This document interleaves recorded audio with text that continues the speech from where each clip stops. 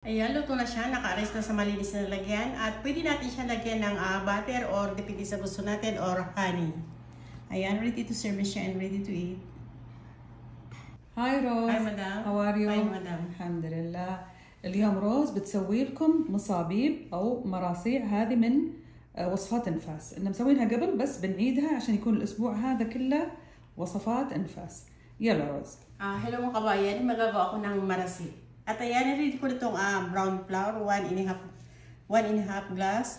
At ito nilagay ko itong 1 punjal nitong sugar, 1 teaspoon itong salt, 1 tablespoon itong kamera, 1 tablespoon ng baking powder. At gagamitin ko siya ng 2 egg. At 2 punjal nitong milk powder. At gagamitin ko siya ng 2 glass of water. At itong 1 punjal ng olive oil. Yan, lalagay ko na dito sa mixture itong ingredients. 2 egg. At lagay ko siya ng 2 glass of water. Lagay ko na rin itong olive oil. At itong powder milk. Sugar at salt. At itong kamera at baking powder. At i-blend ko siya.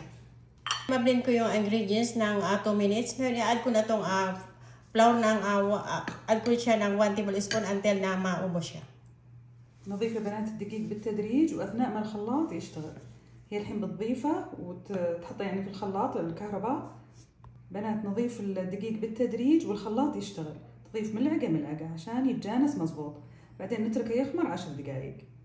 Ano siya may blend at ikikip ko muna siya ng 10 minutes bago ko i-start na lutuin. Nalang ko na itong pan at lalagyan ko siya ng kunting olive oil.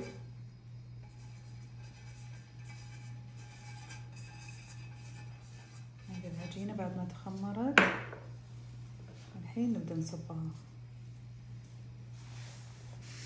Ayan, after 10 minutes, nag-start na ako magluto.